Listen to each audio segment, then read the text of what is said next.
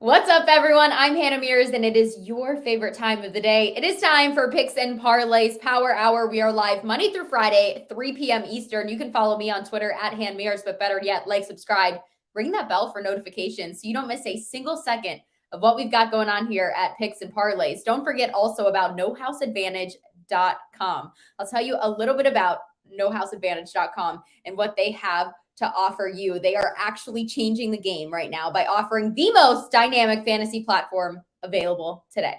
That's nohouseadvantage.com. All you have to do is sign up now. We can give you a promo code that's PNP at nohouseadvantage.com or download the app on the App Store. Get a first deposit match up to $50. That's nohouseadvantage.com. But now it's time to welcome in my first guest. We are welcoming in Jesse to Power Hour. We are going to talk Jaguars at Chiefs, NFL playoffs, this big AFC matchup. But first, Jesse, I want to remind everyone that if they go to our website, they can use promo code PLAYOFF, saves them 25% off the entire site. Can't beat a discount ever. Everyone loves a discount. We love free stuff. We're giving you 25% off, so take advantage of it. Jesse, the Jaguars, though, they're legendary 27-0. They're down in that game. Their legendary comeback against the Chargers. Trevor Lawrence, though, had 4 interceptions, and that Jaguars team seemed like everything that could go wrong was going wrong last week. Now the Chiefs are favored at -8.5, the total at 53. Tell me about what your thoughts are in this game. Well, pretty crazy game last week, no doubt. Didn't bother me any, though, because I had the over. So I was happy to see them storm all the way back. But, the Jags overcoming 5 turnovers. They still gained 390 yards of total offense despite the turnovers. The problem is, can they do it again? And this time they're not facing a team coached by Brandon Staley, but they're facing the Kansas City Chiefs coached by Andy Reid.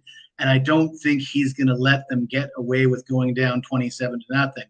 That said, the Chiefs are a team that tends to start slow. We've seen the Chiefs on the other side of games like that before. And I wouldn't be surprised if the script flips entirely this time around. So if you like the Jaguars, which I don't, but if you did like the Jaguars, I'd say stick with them for the first half because Kansas City is a monster. Number 1 in the league in passing, 298 yards per game. Number 1 in the league in scoring, just shy of 30 points per game. I'm expecting a high score here. Both these teams should come in passing. Trevor Lawrence, I believe, attempted 47 passes last week. You look at Kansas City's running back room. They don't really have very many established rushers of the football. They don't have a 1,000-yard rusher. They've got Patrick Mahomes, which is probably all they need. Both teams going to be throwing it around the yard here. Expect a lot of scoring, but I don't want to take the total for the game. I'm looking at the Chiefs team total over 30.5. I think that's the best way to play this game. Yeah, I would say most teams would be happy and say all we need is Patrick Mahomes in the playoffs. Patrick Mahomes in the playoffs is always somebody that I wouldn't want to be facing, and definitely not this time around. I don't think if I'm the Jaguars. So team total over 30.5. You think it's going to be a high-scoring affair for the Kansas City Chiefs. Everyone, make sure you remember to subscribe, follow along, and ring that bell for notifications so you don't miss what we have going on Monday through Friday, 3 p.m. Eastern. And thank you, Jesse, for your time. All right, my next guest is none other than Nick Parsons. We're going to invite him in here with us. Look at those fireworks you've got going on behind you. Maybe we'll see some fireworks going on with Giants and Eagles. But I do want to remind everybody right now, we're also offering a promo code on our website. All you have to do, use promo code PLAYOFF, saves you 25% off. Now cue the fireworks, 25% off, giving discounts. Beautiful. Giants at Eagles. Now, the Giants pulled off a huge upset last week in Minnesota. Danny Dimes making some NFL history, but will that be enough to overthrow the Eagles, who have looked like they've got it all going on this season across the board? And just to let you know, everyone, if the Eagles do win, this will be the 25th time in NFL history that a team has swept a division opponent in the regular season and then faced them in the playoffs. So this one's got a lot of heat to it. What are you thinking, Nick? Well, I can add to that stat a little bit later on here, Hannah. You may or may not know, but I am a contrarian handicapper. I think probably most likely most of the handicappers at Picks and Parlays are sort of contrarian at heart. And if you are, in fact, a contrarian handicapper, then this is a big time opportunity. And that's because almost 90% of the early money is on Danny Dimes and the G-men here to cover with the 7.5-point spread. So what's the deal with that? I mean, who knows for sure, but perhaps it's, the recency bias. Danny, he did look pretty good there against Minnesota and a mediocre defense last week. And I guess the reason that people are all over New York as well, they could be questioning the health of Jalen Hurts and how effective he'll be, after coming back from injury. Now, you mentioned Philadelphia did sweep the season series, and it won by a combined score of 70-38. I mean, the Giants defense is not that great either. In fact, Brian Daboll's team also owns the 4th worst pass block win rate. Philly's defense tops the league in pass rush win rate. Essentially, in every metric on both sides of the field and on special teams, Philadelphia has the advantage. But here's an interesting stat to add on to what you were saying there earlier. Since 1970, a total of 24 teams have gone 2-0 against a divisional opponent during the regular season and then faced them in the playoffs. And those 24 teams have gone 15-9 in the third game. So that's 62.5% of these teams have completed the 3-game sweep. Now, the Eagles, they did go 0-4 against the spread down the stretch, but they secured the number 1 spot. They did what they had to do. They got this extra week of time off here for Hurts to get onto the field of play. Daniel Jones, he's 0-1 in his career in Philadelphia. He was really great last weekend. He was almost perfect. He was almost too perfect, and I just don't see lightning striking twice here. And so I'm going contrarian here, obviously, but I'm going with Philadelphia and laying the 7.5.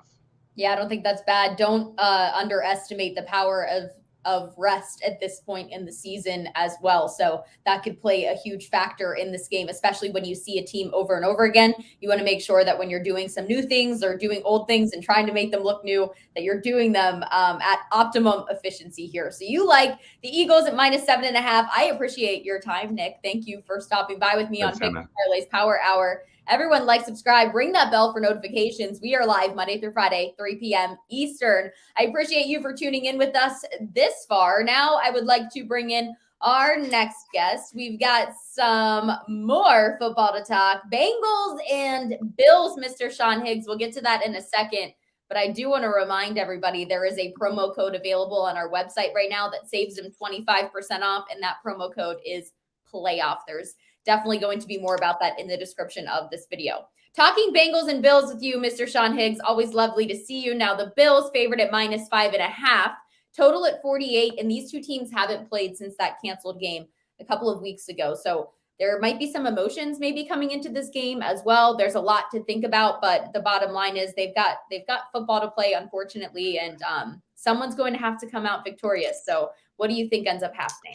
Yeah, first I got to say, this should be the game that's on the neutral field, not next week Kansas City game. Why isn't this on the neutral field? They had a head-to-head game canceled. There was a lot of questions around how this was handled for sure.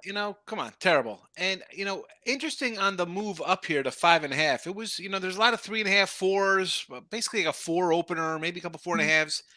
And I'm guessing it's because of the offensive line issues here for Cincinnati. Mm-hmm. They're mixing up. And we saw at the beginning of the year they kind of struggled to gel a little bit. I think that might be a little overreaction. I mean, this is even down a couple guys. This line is still better than last year's team that went to a Super Bowl. The poor guy got sacked 50 times last year. And I like the Bills here. I like the Bengals here. Like for Buffalo, okay, we've seen rematches, right? Since he almost loses to the Ravens in a rematch game of back-to-back weeks. Miami played these guys a week before that, so it's almost a back-to-back spot here.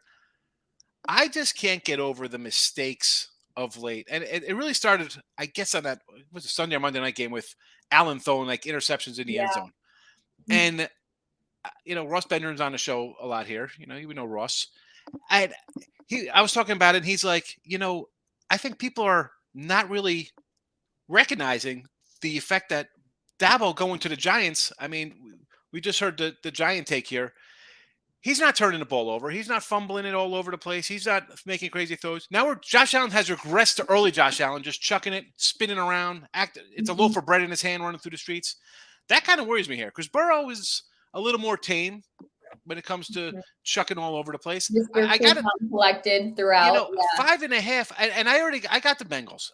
And it kind of worries me it's gotten up like this because I still think these guys coming in were the hottest team in the AFC. I'm still taking them here. I think the defenses are probably the same, maybe a little lean to Cincy a little bit. And offensively, I just can't trust Allen right now. I mean, okay, they put up tons of yards. That's great. Oh, Allen was great last game. The stats are there. But the problem is that the interceptions made it a game where you're not covering your 10 or 12 points in that game because of the mistakes he's made. So, hey, I'm going Cincinnati here. Yeah, Sean, I kind of agree with you here at this one. I think a lot of people, the reason this is all the way up at 5.5 is when you look at that Cincy Ravens game, you're probably thinking the Ravens should have won. And very well so. People are thinking that, and it could be true. But here's what people are mistaking, in my opinion, with where this Bengals team is at. It's very hard to beat an opponent 3 times in a row, especially a divisional opponent. So the Ravens and Bengals being a division opponent, I don't think anyone expected the Bengals to go in there and completely blow up the Ravens, even without their starting quarterback. So I think that's where a little bit of this 5.5, where absolutely. I maybe the Bengals in this one, it's because of those reasons. And I came on here last week. I had the Bengals over them in the end of the year game, and I said, we're talking about this game earlier. I said the Bengals, the game was 24-7 at the half. It wasn't even close. Like the final score wasn't close to what it was being. And even with a backup quarterback, it's a backup quarterback who started, 5 or 6 games this year? Right. He started games last year when Lamar was out. It wasn't Skylar Thompson coming in. Short fields granted. He still put up a bunch of points on a defense. Cincy here, money line Cincy. Let's go. See you in Atlanta. That too. Sprinkle that a little bit, huh? Sprinkle alert.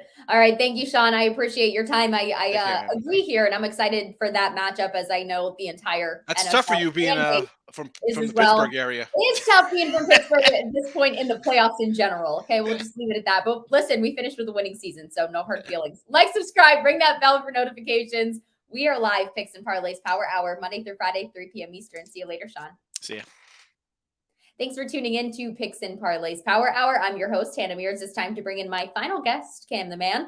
We've got some things to talk about surrounding the Cowboys and Niners. We've got some playoff football to talk about, Cam. But I want to remind everybody that speaking of playoffs, they can use a promo code PLAYOFF right now. Saves them 25% off our entire website. So I suggest doing that after you hang out with us here in our final minutes of Picks and Parlays Power Hour. We've got the Cowboys at +3.5, Niners favored, obviously, total at 46.